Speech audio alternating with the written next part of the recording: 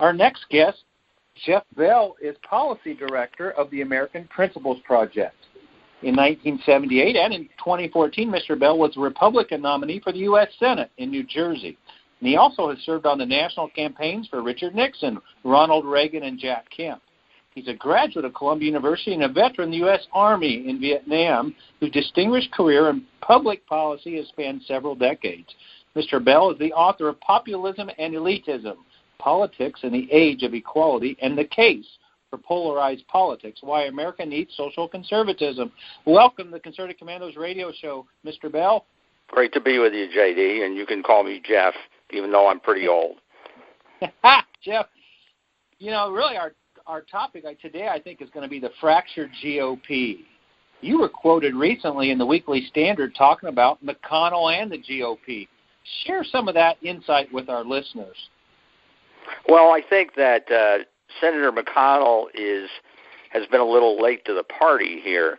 When the Republican Party has the White House, the House, and the Senate, the excuses have to end. You have to enact your vision of the country. And Senator McConnell, until recently, seems to have been of the view that that wasn't his problem. And I think the press conference that we had yesterday, which happened after the interview that I was quoted in the Weekly Standard, is the beginning of wisdom. I hope it proves to be that. There are a lot of misunderstandings between the two, but there is a bottom line, which is that if the Republican Party, controlling all three branches of the government, not to mention almost all of the state governments, isn't able to change the course of policy, then they're going to be voted out of office. Well, that makes so much sense. And there were some remedies in this article that you're quoted in, such things as, and I get your comments on, killing the filibuster on these legislative votes. I mean, they did it when they brought in Neil Gorsuch. What say you? Harry Reid, the previous Senate Majority Leader, got rid of the filibuster for executive for federal judges. McConnell got rid of the filibuster when he realized the Democrats weren't going to pass the perfectly qualified Neil Gorsuch for the Supreme Court, and we no longer have the possibility of a filibuster on appointments. We do have it on legislation, with the reconciliation, the budget resolution being the single exception to that when it comes to legislation. But once the Democrats realized they couldn't filibuster federal judges, they mobilized a little-used device called the 30-hour rule, and it's had the same impact. McConnell has left the vast majority of conservative federal judiciary nominees unaddressed because he doesn't like the 30-hour rule. He dislikes it, and he thinks it's a big deterrent to getting anything done. But again, I don't disagree with him on that. But this is his problem. It isn't my problem, and it isn't your problem. He has to find a way around it in order to let the American people exercise their ability to have self-government in this country. Yeah, I mean, do they need to exercise 30 hours of debate on each Trump nominee there? It's more of a threat than something they've carried out. It's just that if McConnell gives the threat credibility, then the judges are just sitting there. And a lot of the federal judiciary has become very liberal thanks to Barack Obama in the last 8 years of his appointments. And the judges, even if McConnell were to pass the legislative program, the judges can undo a lot of it. Yeah, no, there's something called the blue slip. And you know, and this filibuster and this 30-hour debate, that's not in the Constitution. No, it never was, and it's extraneous to it. There may have been times when having a filibuster in the Senate might have had a good result on some very ill-considered piece of legislation, but right now it's just an obstacle to having the mandate of the American people fulfilled. It's almost impossible to get a real change, even when voters have given you a majority of the House, majority of the Senate, plus the White House, if you then have to get 60 votes in the Senate, not just 51. Yeah, this idea of the blue slip, It's not in the Constitution. It was written about when you were quoted here recently in the Weekly Standard. But, I mean, if it's your state, a senator can block a judicial nominee, in essence, from their own state. Where did that come from? And it's a particular problem now. It was instituted at a time when there was genuine courtesy in the Senate and bipartisanship, and you deferred to a senator from that state if he said, well, this man, he's from my state and I know about him and he isn't qualified. So they could put in a blue slip and block that nomination from getting to the floor. But that time has long passed, and we're in a time where almost all the states have either 2 Republican senators or 2 Democratic senators. So, in effect, in about 20 states, a conservative can't get a floor debate on him, much less confirmed, because the Democratic senators from those states, if they choose to, can just block him, even though he's perfectly qualified. They're blocking him because he's a conservative and they're liberals. Yeah. Well, speaking of the Senate, get your thoughts on this win by conservative evangelical Roy Moore in Alabama recently. These political dominoes seem to be falling. You want to talk a little bit about that? I think it's a big wake-up call, the nomination of Roy Moore to the U.S. Senate, and I certainly hope that he will win the general election, which I think most of the polls show he's somewhat ahead, and he would be a refreshing addition. People think that he's an extremist or an anarchist for saying that the Supreme Court's decision cannot be final, or else you have judicial tyranny on certain issues. And all he's doing is articulating the views expressed by Abraham Lincoln, who rejected the unjust Dred Scott decision, saying that black people couldn't be citizens of the United States. He accepted it in that one case in Dred Scott, who was the person who lost the case, but he did not accept that as the final word. Unfortunately, it led to the Civil War. But if Lincoln was right, you cannot have the Supreme Court always have the final decision on something as fundamental as is marriage between a man and a woman or not. Yeah. Well, there's the announced retirements not only of Senator Corker, but in Washington 8, Reichert, if I'm pronouncing it right, and these are moderates, in Pennsylvania 15, Dent, in the House. What about those dominoes? They seem to happen with regularity, like a day or two after candidates announce their opposition to their renomination in the primary. The mainstream media doesn't mention this because their narrative is one of Donald Trump being in decline. But the truth is that you can't be an obstructionist to the Republican conservative Trump agenda and live to tell about it if you have primary opposition for your renomination and reelection. That's what happened to Corker. That's what happened, as you mentioned, to Charlie Dent. And that probably, and it happened to McConnell when he tried to force an appointed senator into renomination in Alabama. So that might be more than anything else why, if he's gotten the message about the need to pass a program, that could be the single biggest spur to action. Yeah, and Dent was the co-chair of that Tuesday group, the 50 moderate, rhinos, if you will, in the House, who basically from the get-go seemed to oppose everything Trump was doing. But now, do you see their numbers shrinking and their influence shrinking? Well, they don't have to shrink. It's just that people notice what's happening to other people. And, Susan Collins, for example, she was considered just a short time ago completely unbeatable in Maine, the U.S. senator from Maine, the senior senator, but she decided not to run for governor, and one of the reasons that was cited is that she was losing the primary for governor to another woman that very few people had heard of. So if you defy the president, if you are an obstacle to the Trump agenda, you've got a problem certainly within your own primary, your party's primary. And Jeff, she decided not to run for governor, and I hope she's announced that she's leaning toward voting for the important Senate budget resolution, which is going to be voted on in a few Jeff, days. I've got to break in. We're having we got to pay for our time here with our sponsors. Can you hold Sure. for just a little short period of time? Well, this is J.D. Manier with Jeff Bell coming to you on the Conservative Commandos Radio Network studios and around the world on the Internet with American Patriots Broadcasting, TalkStream Live, SHR Media, KRLN Radio, iHeartRadio, Tune In, and Talk America Radio Network and AM/FM 24/7.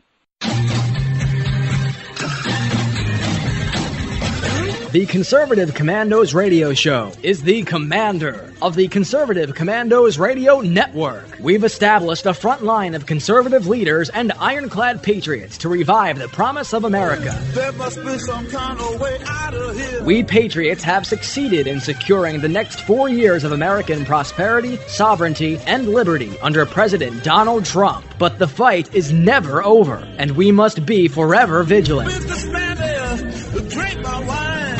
Do you have a passion for American values? Do you believe in preserving the American dream? If so, listen to the Conservative Commandos Radio Network or around the world on the Internet at ccrshow.com and ccrsnetwork.com. Check out our websites for rebroadcasts and network updates. We are the Conservative Commandos Radio Network, where even more newsmakers go to be heard. This is J.D. Manier, co-host on the Conservative Commandos radio show. Are you among the millions of Americans who feel uncertain when it comes to their health care? We're happy to inform you that there is a solution, and that solution is Liberty Health Share. Liberty Health Share is a community of like-minded people that work together to pay for their medical costs. There are no networks, so you get to choose your doctor and hospital. Liberty Health Share allows you to easily decide how, when, and where you will access health care. It could be the best practical, moral, and economical choice for you and your family. Starting at $107 a month for a single, up to $449 a month for a family. That's mom, dad, and all kids. This is the way healthcare should be. For more information, call 855-585-4237 or visit libertyhealthshare.org. That's libertyhealthshare.org and regain control over your healthcare costs. Together, we're changing healthcare for good. I'm Sharon Engel, and I approve this message. I'm more convinced than ever that a constitutional free market conservative can win even in a battleground state like Nevada. Nevada's Congressional District 2 is a winnable seat where Trump won because these voters embrace the principles of sound governance and constitutional free market conservatism. The reality is the president can lead, but he cannot do it alone. In Congress, we contend with the Republicans who often do not support what the American people mandated on Election Day. Republicans in D.C. could lose this golden opportunity, and sadly, the biggest beneficiaries will be the establishment and crony capitalism. America is closely divided, with Nevada on the front lines of this ideological battle. I need to raise enough money to show that I have support to organize this campaign with literature, travel, media ads, and a small staff.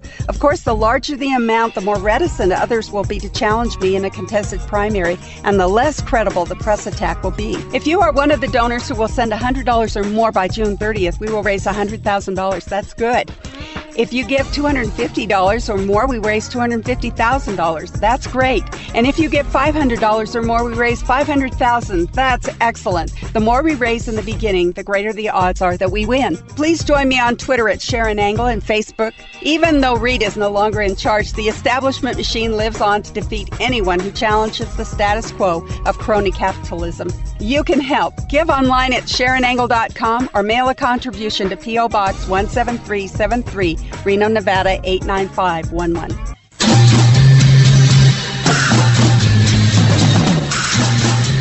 From the East Coast to the West Coast and around the world on the Internet, we're coming to you live from the CCRS studios.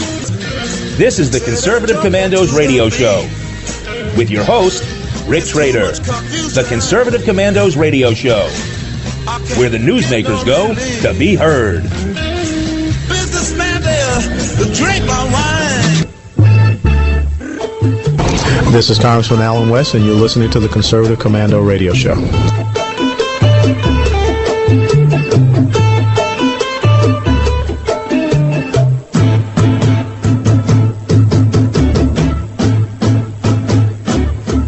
Well, this is J.D. Manier. If you'd like to hear a rebroadcast of today's show, please check out our website, csarisnetwork.com and csarshow.com. Or at midnight, log on to redstatetalkradio.com, and you can listen to the Conservative Commandos from any phone by calling 712-770-9576. We're talking with Jeff Bell, Policy Director of the American Principles Project. Welcome back to the Conservative Commandos Radio Show, Jeff. Thanks for having me, J.D. Let's get your thoughts on the best way Trump can go about draining the swamp in Washington.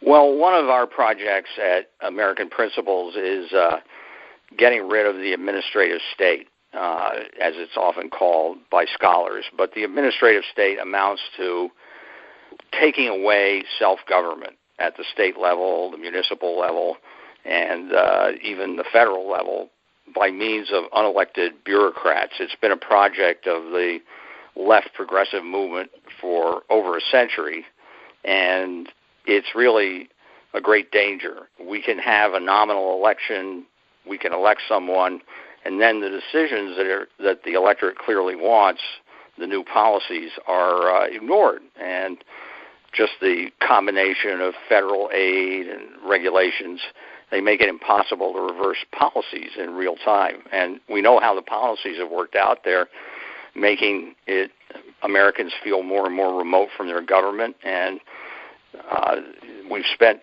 a couple of $1 trillion on poverty, and the poverty rate hasn't gone down. I mean, these things, the progressive solutions we've been dealing with for several decades are not successful. And getting rid of the administrative state, draining the swamp, in the words of President Trump, is really one of the most urgent things that we can do. Well, Jeff, speaking of draining the swamp, I mean, you've been a warrior for conservative issues for years and for decades, and I did a little research on you, and you know, the hot topic now is tax reform, and you helped lead that fight. I believe you helped produce and co-write television commercials for the Reagan campaign, and talking about lowering those taxes, and of course the Laffer curve, and how we got the economy moving again. Do you want to talk about that? Well, it's absolutely essential to have a simpler, lower rate tax system than the one we have now. Both the high tax rates and the complexity are big deterrents to people in the private sector, workers and entrepreneurs getting all that much done. And I think that the current tax reform debate has gotten things a little backwards.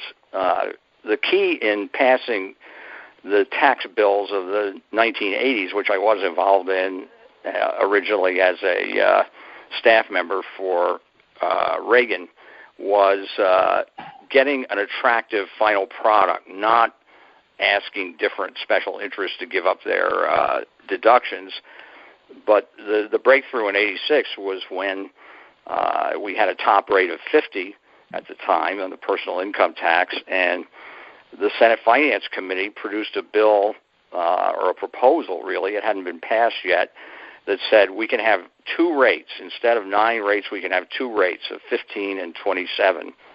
And people who had been against getting rid of a lot of different deductions suddenly said, well, with a final product like that, yeah, I can live with getting rid of the deduction that I cared about, because the reason for deductions is that the tax rates are too high. They're too punitive, and people have to get out from under tax rates that when President Reagan took office were as high as 70%.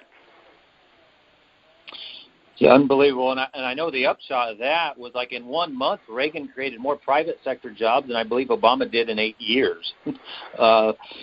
That's a little bit, I think that might be a slightly exaggerated number, but the truth is that the Reagan tax revolution of the 80s, together with getting inflation under control, generated 2 decades of growth. It lasted into the 90s. The 80s and 90s were a time of worldwide economic growth, and things started going wrong around the turn of the 21st century, but that's a whole other story. The fact that cutting tax rates and simplifying the system stimulated the economy, and it was copied all over the world, is a simple fact, and we need to do that again. Talking about laws, Governor Moonbeam, Jerry Brown, just signed the legislation. Now there's a third sexual identity choice on your driver's license. It's no longer just male and female, but something called non-binary. You guys have been working against the politically correct crowd and this liberal insanity.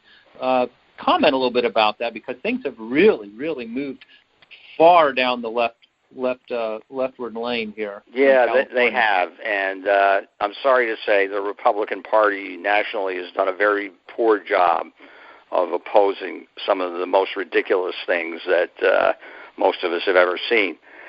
You know, the United States, if you go back to the Declaration of Independence, was founded on what our founders called self-evident truths. And the progressives in this country don't believe there is such a thing. One of the self-evident truths I believe exists is that men and women are different from each other, and that's why the institution of marriage exists, so that men and women can combine doubleness into unity and keep the species going.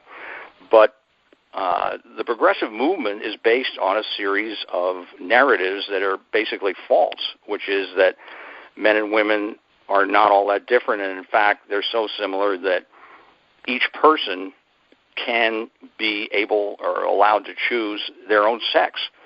And most Americans know that isn't true, but the fact that we're not willing to push back against something that we know isn't true is not a sign of political health. Give our listeners, we just have a couple minutes left, but give our listeners a background on your organization, the American Principles Project, and how they can be supported. It was put together in 2009 because the founders, Professor Robert George of Princeton and Frank Cannon, our president, and Sean Feiler, the chairman of our board, felt that we were in danger of losing our founding principles. This was back in the first year of the Obama administration, and the economy was in crisis, and Obamacare was about to be passed, and we just wanted to get back to those founding principles, the self-evident truths that I mentioned earlier, and that the American people believe in, and that is the theme. We've worked on a series of different issues, everything from the need for greater self-government decentralization to the gold standard. But what we're really working for is getting back to the vision of our founders, because that's what made us the greatest country in the history of the world. Hal, as we close down, it's been a great interview. Thank you so much for coming on the Conservative Commander Radio Show, Jeff. Thanks for having me, JD. I enjoyed it. How can our listeners read your works and indeed support the American Principles Project? Do you have like a website and yeah, AmericanPrinciplesProject.org, and go to the website. You'll see my background. My books are still, even though they were published some time ago, they're still available on Amazon, and you can find out an awful lot more than I was able to say about a terrific organization.